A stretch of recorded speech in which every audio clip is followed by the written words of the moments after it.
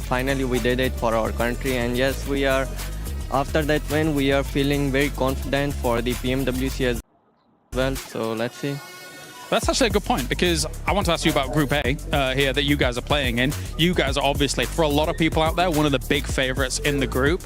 But how do you look at the group? There's some obviously big names in there. Ulf almost did very well at PMMI, etc. So what do you think about the group as a whole? I mean, we believe that if the teams which we know are in our group, like the information about the teams we have, it's good for us. Like, it will be easy. The more we know teams, the more it will be easy. Okay, and final question, I suppose, is actually Rondo specific.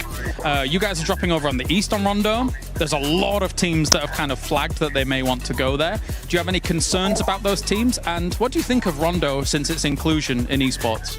I think Rondo is really a good addition in esports because you can always make a comeback because of Rondo.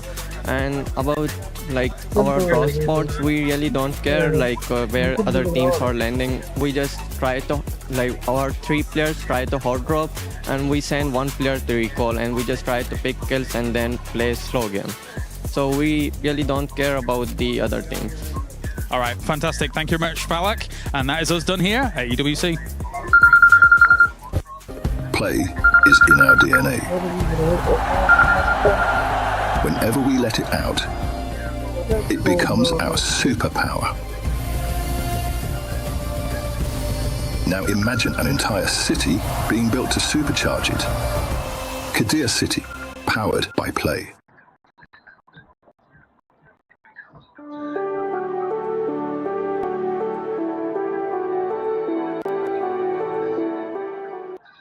"32 teams from all corners of the world will step onto the Gadir City grid and battle for $3 million. Already. Yes.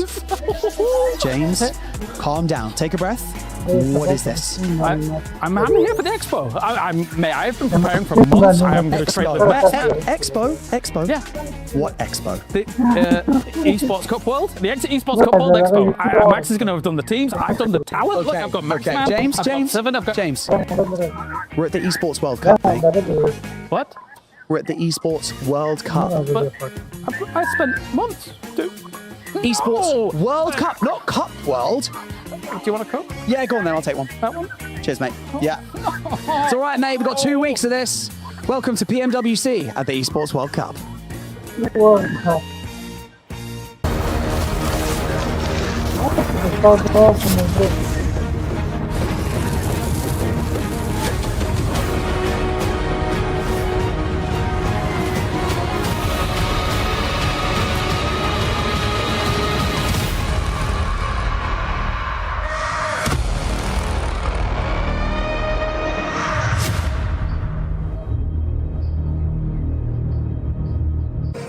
And welcome to PMWC here at EWC 2026. We're in the lovely Paris. I'm Lace, joined by Hot Jukes. Hot Jukes, how are we liking Paris so far? I'm loving it. I've been wanting to come to Paris my entire life, and I said, you know what better way to spend it than 2 weeks in an arena, and I'm loving it so far. I don't know where the Eiffel Tower is, but I'll tell you one thing. I know where the catering is. That's all that matters. But we got some serious gameplay to get into today. Of course, we have seen the best players on the planet. They are here competing for a serious prize. Well, that's right. $3 million is on the line. $1,148,000 in the group stage alone, 152 grand in the survival stage, and then $1.7 million in the finals. And why don't you take us through what maps our players will be playing today? We got the big 3 right now. That's right. We're going into Rondo, Erangel, and Miramar. And of course, these teams will be battling it out in group stages. So for today,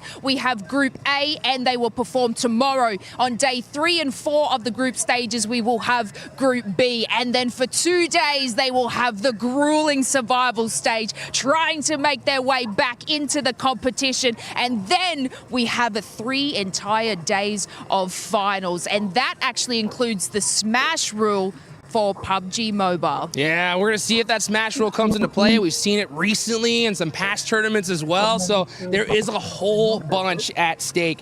But that key crushing, right? We're going to see some teams go out, some keys crushed tomorrow. So you guys definitely want to stay tuned. And Hot Jukes, I need a little bit of a hot take from you going into the competition. Man, I'll tell you one thing. Pakistan is coming in hot, right? They just won the biggest tournament of the year, PMGO Season 1. 4 Thrives are going to be coming for everything. But we got some serious names here as well. Anybody can take it, but that's definitely one squad we got to keep out for. And it looks like Group A is the group of death. So, of course, we won't keep you guys waiting any longer. Here is a tournament video explainer for you guys at home. Get ready! The PUBG Mobile World Cup is back! From August 6th to 16th, 32 of the world's best teams will descend on Paris, fighting for global glory and a share of $3 million. Here's how the tournament works. First up, the group stage. The 32 teams are divided into 2 groups of 16, with each group playing 12 matches across 2 match days. Group A plays on days 1 and 2, while Group B competes on days 3 and 4. The top 5 teams from each group advance directly to the finals. Teams finishing 6th through 13th move into the survival stage, while the bottom 3 from each group are eliminated. Next comes the survival stage. 16 teams, 12 matches, but only 6 remaining places in the finals. Every elimination, every rotation, and every point could decide who survives and who goes home. The top 6 advance. The other 10 are eliminated. 16 teams will battle across 3 days and up to 18 matches. But on the final day, the smash rule might change everything. At the end of day 2, the smash point threshold will be set at 10 points more than the score of the team at the top of the leaderboard. Once a team reaches this threshold, they can win it all. But reaching the threshold is not enough. They must then secure a winner-winner chicken dinner in a later match to claim the PMWC title. And if nobody completes the smash rule before the final match, the championship goes to the team with the highest overall score. Last year, no one won through the smash rule. Will this year be different? 32 teams enter. Only one will leave Paris as the PUBG Mobile World Cup at 2026 Esports World Cup champion.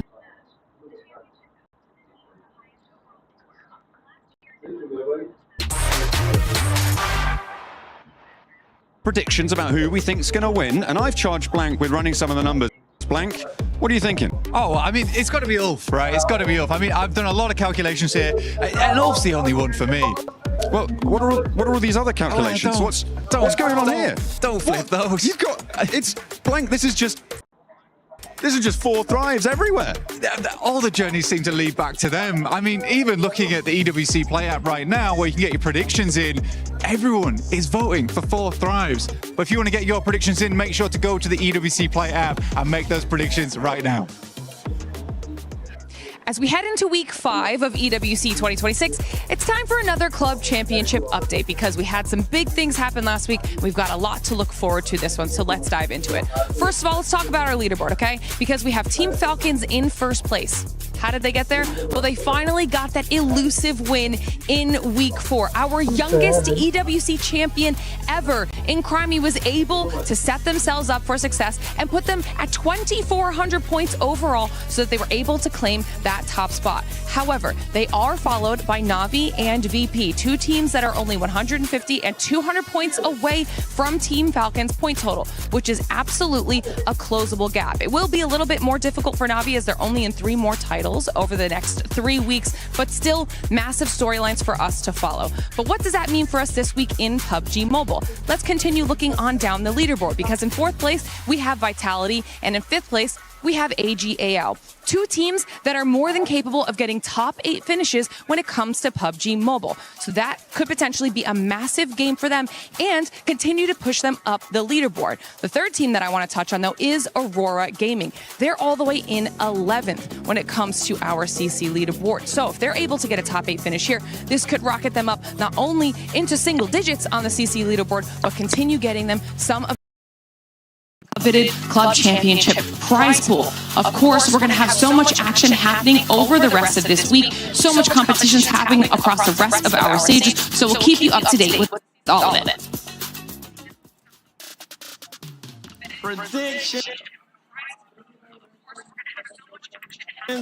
Predictions. Everybody's just going to be choosing their favorites, if we're being honest. As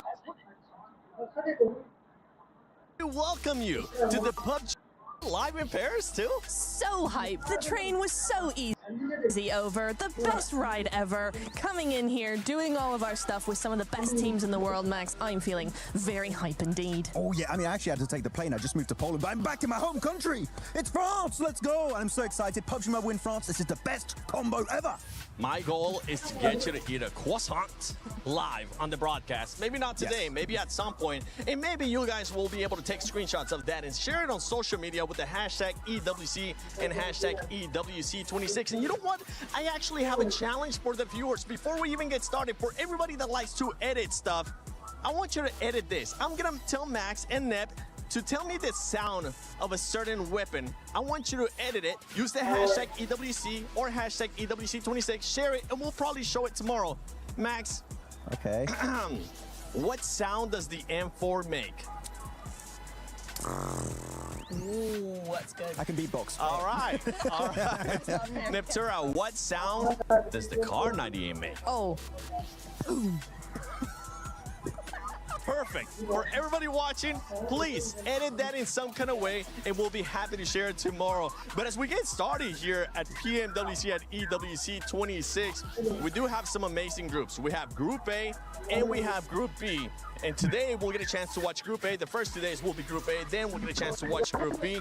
Top 5 teams will be moving on directly. Bottom 3 will be end up getting sent home. I'm not going to be saying names, but I think there's some teams that are going to be down there. But for Group A, honestly, a lot of people in the tour, I think that this is the group of death. It is. I mean, Max and I have had words about this because I personally feel like, yes, Group A is a lot more deathy, I suppose, you know.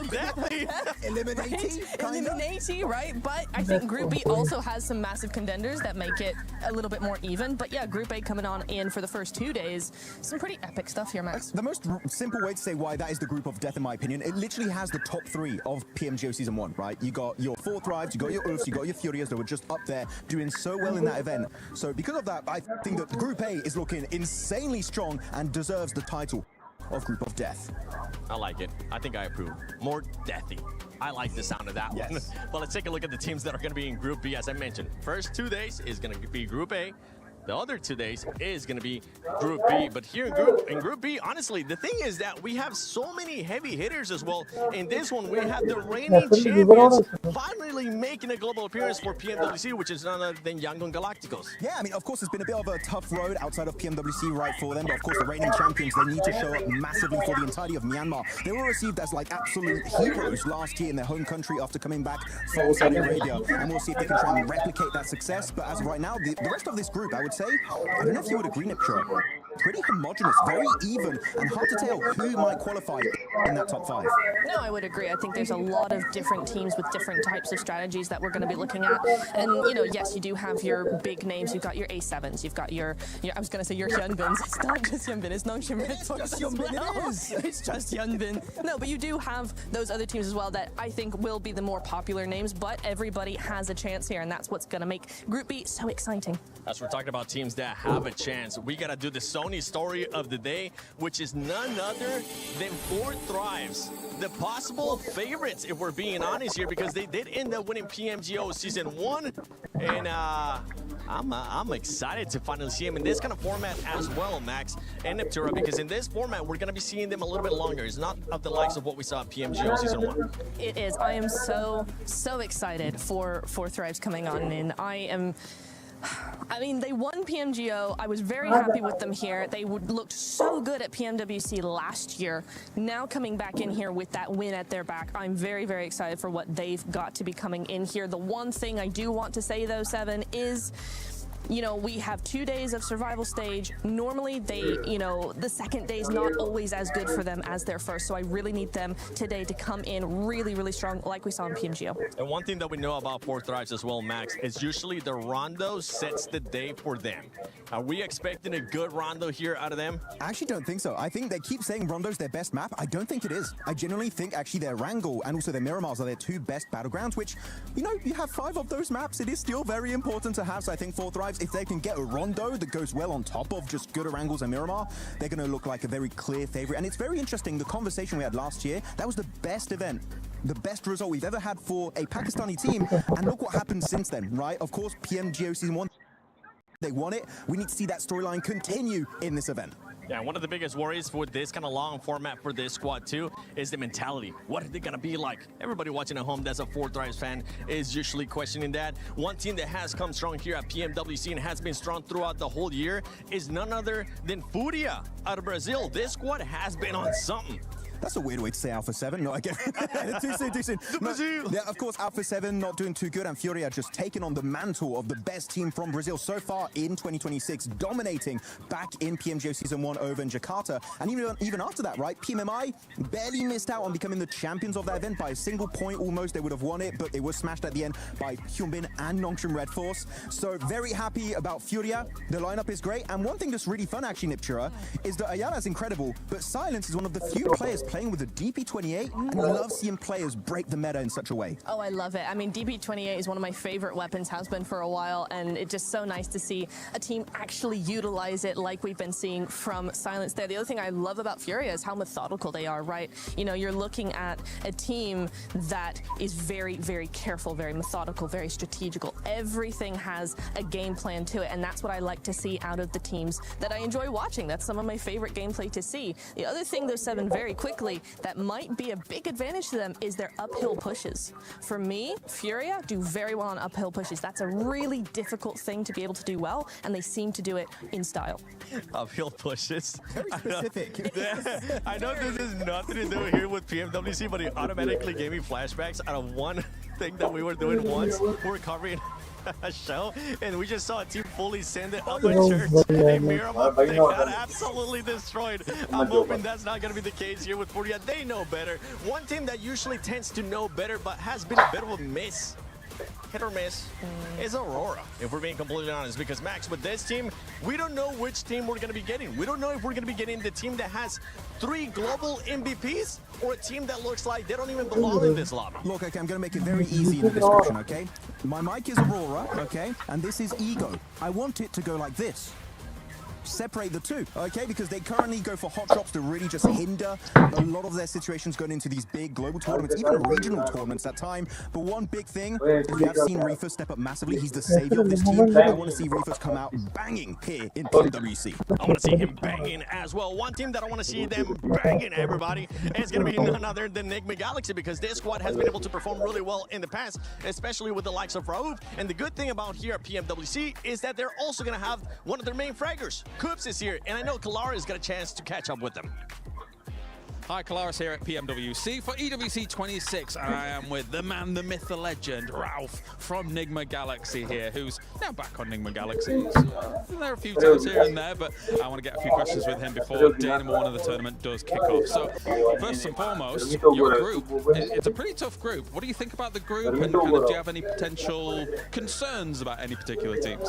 The group is definitely tough. I would say it's more strong than the other group. The only concern I have about the group is some of the teams are really aggressive in the group. Like, they see one chance, small chance every third party, they're gonna go for it. So we need to be more careful with our fights, how we defend and everything, and things should be good. Yeah, it makes a lot of sense. I'm a little bit scared of Group A. Group B is strong too, but hey. Yeah, it is, of course. I mean, it's the best of the world in both groups, you know?